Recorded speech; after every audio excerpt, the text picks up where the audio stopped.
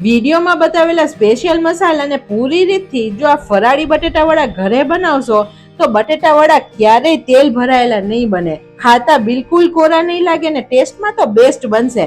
Video તો તમને ગમશે જ તો લાઈક આપી રૂપલ્સ ટેસ્ટી ટિપ્સને સબસ્ક્રાઇબ જરૂર કરજો. Happy cooking, enjoy eating. સૌથી પહેલા 5 નંગ બટેટાને કુકરમાં લઈ બટેટા અડધા ડૂબે તેટલું પાણી નાખી મીડિયમ ગેસની ફ્લેમે 3 વિસલે બાફ્યા છે.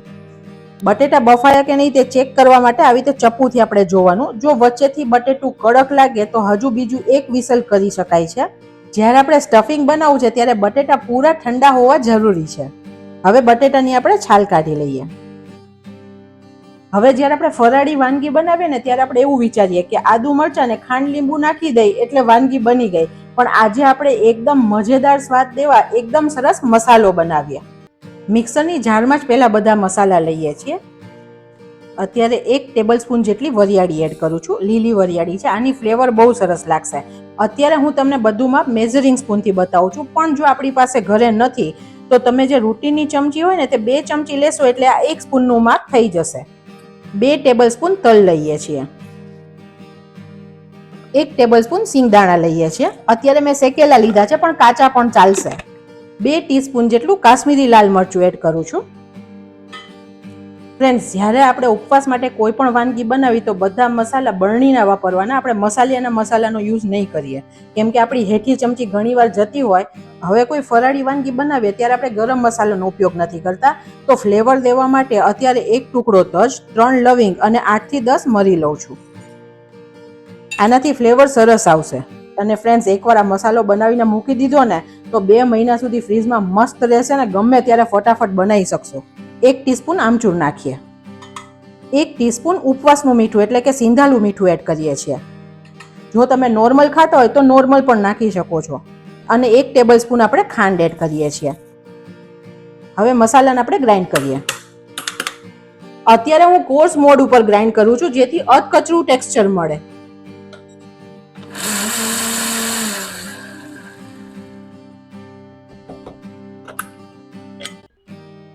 એકદમ મસ્ત ફ્રેન્ડ સુગંધ આવી અને એટલો સરસ મસાલો બન્યો. તમે જુઓ, બિલકુલ તેલ નથી છૂટ્યું ને કોરો મસાલો છે.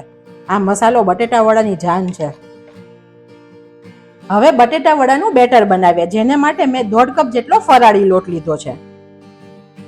અત્યારે ફ્રેન્ડ્સ મેં ફરાળી લોટ રેડીમેડ વાપર્યો છે. રેડીમેડ લોટમાં બધા લોટ મિક્સ હોય છે. રાજગરાનો લોટ, સિંગોડાનો લોટ, મોરૈયાનો લોટ અને સાબુદાણાનો. જો તમે રહો છો ત્યાં આ લોટ અવેલેબલ નથી તો તમે સિંગોડાનો લોટ 1/4 કપ અને 2 થી 3 ચમચી મોરૈયાનો લોટ એડ કરીને કરી શકશો. જો મોરૈયાનો લોટ પણ નથી તો 2 મિનિટ માટે નોનસ્ટિકમાં કે કોઈ પણ પેનમાં 1 કપ મોરૈયાને શેકી અને તેને મિક્સરમાં ગ્રાઇન્ડ કરશો ને એટલે લોટ તૈયાર થઈ જશે અને તેને ચાળી લેવાનો જેથી મોટા પાર્ટિકલ્સ નીકળી જાય. તો તમે તે રીતે બનાવી શકશો. હવે આપણને એમ થાય કે મિક્સ લોટ કેમ લેવાના, એકલો રાજગરાનો કે એકલો સિંગોડાના લોટથી બની જાય. આપણે જનરલી જ્યારે રેગ્યુલર બટેટાવડા બનાવીએ છીએ ત્યારે ચણાના લોટની અંદર આપણે થોડો ચોખાનો લોટ નાખીએ છીએ. ચોખાના લોટને લીધે તેલ શોષેલા બટેટાવડા નથી બનતા.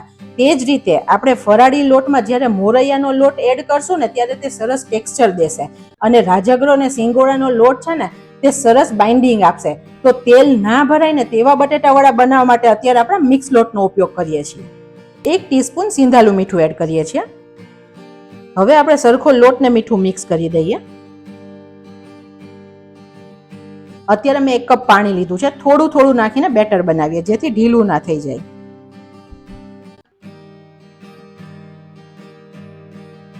ફ્રેન્ડ્સ, આપણે બટેટા અને રાજગરો બધું જ ફરાળમાં ખાઈએ છીએ પણ બધી વાનગીનો ટેસ્ટ અલગ અલગ છે. સૂકી ભાજીને પૂરી ખાવ તો અલગ ટેસ્ટ છે, બટેટા વડા ખાવ તો અલગ ટેસ્ટ છે, ઢોસા ખાવ તો અલગ ટેસ્ટ છે. એક જ બટેટાના પૂરણમાંથી આપણે અલગ અલગ ઘણી વેરાયટી બનાવી શકીએ છીએ. અને જો તમે બટેટા નથી ખાતા ને તો તમે કાચા કેળામાંથી પણ સેમ વસ્તુ બનાવી શકો છો. મેં 1 કપ પાણી લીધું હતું ને બેટર હજી આપણું રેડી નથી થયું તો બીજું 1 કપ પાણી લઉં છું અને જોઈએ તેટલું એડ કરીશું.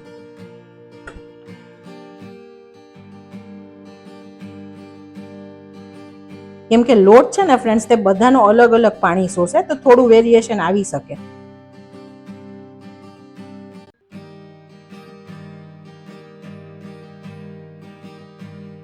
હજુ થોડું ઠીક છે.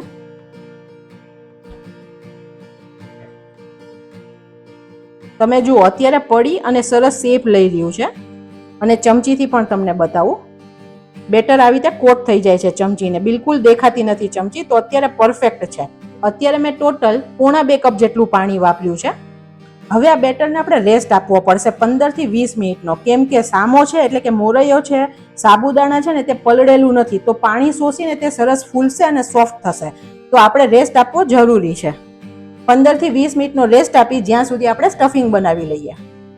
હવે બટેટા વડામાં નાખવા એક પેસ્ટ બનાવીએ. અત્યારે એક ટુકડો આદુ લીધું છે, એક તીખું લીલું મરચું લીધું છે, તીખાશ તમે રીતે પ્લસ કરી શકો છો, અને 7 થી 8 નંગ લીમડાના પાન લીધા છે. આ ત્રણેયને આપણે વાટી લઈએ. ઘણીવાર આદુમાં બહુ રેસા આવે છે તો આપણે તેને છીણી લઈએ જેથી રેસા નહીં આવે. 1 પિંચ જેટલું મીઠું એડ કરીએ જેથી સરસ ક્રશ થઈ જશે. ઘણીવાર આવી રીતે વાટીએ ને તો મરચા ઉડે છે, એનું પાણી ઉડે, તો આ મીઠું નાખવાથી તે નહીં થાય. હવે સ્ટફિંગ બનાવીએ. બટેટાને આવી રીતે હાથેથી જ મેશ કરી દઈએ.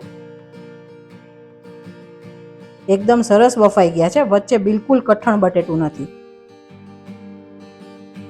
વાટેલા આદુ મરચા નાખીએ. 2 ચમચી આપણે બનાવેલો મસાલો એડ કરીએ છીએ.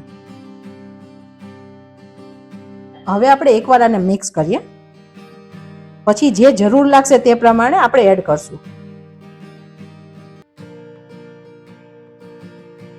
હજુ બીજું 1 ચમચી જેટલો મસાલો એડ કરું છું.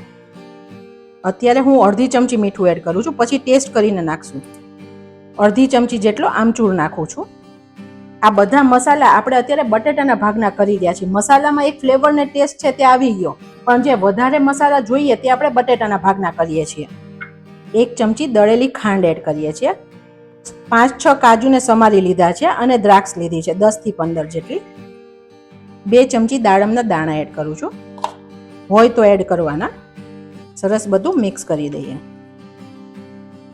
મસાલો થોડો આગળ પડતો હશે ને ફ્રેન્ડ્સ તો બટેટા વડા એકદમ ટેસ્ટી બનશે.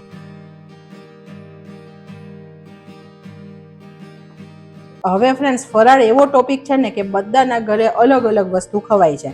હવે ઘણાના ઘરે કોથમીર ખવાય છે, પણ કોથમીરમાંથી જ બનતા સૂકા દાણા નથી ખવાતા, જે આપણે ગરમ મસાલામાં વાપરીએ છીએ, અથવા તો ગરમ મસાલો નથી ખાતા. તો ફ્રેન્ડ્સ, તમને દાદી નાની તરફથી કોઈ પણ વસ્તુ ખબર હોય કે આ વસ્તુ કેમ ખાવાની કે નહીં ખાવાની, તો મને ચોક્કસ કોમેન્ટ સેક્શનમાં જણાવજો, જેથી આપણને બધાને ખબર પડશે કે ફરાળમાં શું ખવાય છે અને શું કામ ખવાય છે. હવે હાથમાં થોડું ઘી કે તેલ લગાડી દેવાનું અને પછી ગોળા બનાવીએ. તમને જેવડી સાઈઝના બટેટા વડા બનાવવા હોય તેવડી સાઈઝના આપણે સ્ટફિંગના બોલ્સ બનાવી લઈએ.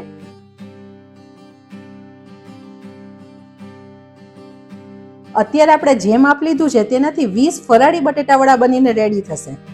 બીજી સાઈડ આપણે તેલને પણ ગરમ થવા મૂકીએ. ગેસની ફ્લેમ મીડિયમથી સ્લો રાખી છે. હવે આપણા બેટરે પણ રેસ્ટ કરી લીધો છે. આપણે એકવાર હલાવીએ. જો આ ટાઈમે બેટર ઢીલું લાગે ને તો 2 ચમચી લોટ પ્લસ કરી અને ફરીથી હલાવી દેજો. જો બેટર ઢીલું હશે ને તો તેલમાં નાખ્યા પછી છૂટા પડી જશે. અત્યારે મારું બેટર એકદમ પરફેક્ટ જ છે, તમે જોઈ શકો છો, એકદમ સરસ રિબિન જેવું પડી રહ્યું છે. હવે આપણે 2 પિંચ કુકિંગ સોડા એડ કરીએ છીએ. જો તમે નથી ખાતા ને તો તમે સ્કીપ કરજો. બેકિંગ સોડા સ્કીપ કરશો તો તમને આઉટર લેયર થોડું હાર્ડ લાગશે, કડક. હવે 2 ચમચી જેટલું ગરમ તેલ એડ કરીએ છીએ. અત્યારે મેં સિંગ તેલ લીધું છે. સરસ બધું મિક્સ કરી દઈએ. ઉપવાસમાં હંમેશા ફ્રેન્ડ્સ આપણે સિંગ તેલનો ઉપયોગ કરીએ છીએ. સોડા નાખવાથી બેટર હલકું પણ થઈ જશે. થોડો લોટ નાખીને આપણે ચેક કરી લઈએ કે તેલ ગરમ થયું છે કે નહીં. તેલમાં ધીરે ધીરે લોટ ઉપર આવવો જોઈએ. એકદમ ફટાફટ આવશે તો નાખ્યા ભેગા લાલ થઈ જશે. અત્યારે તેલ પરફેક્ટ ગરમ છે.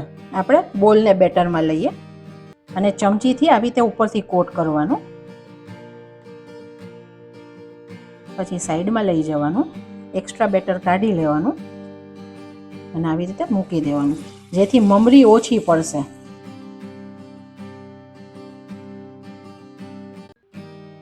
પહેલાં નહીં નીચેથી હલાવવાના, ઉપરથી થોડું થોડું તેલ નાખવાનું. થોડા થઈ જાય પછી આપણે એને ગોળ ફેરવવાના. એકદમ મસ્ત બન્યા છે ફ્રેન્ડ્સ.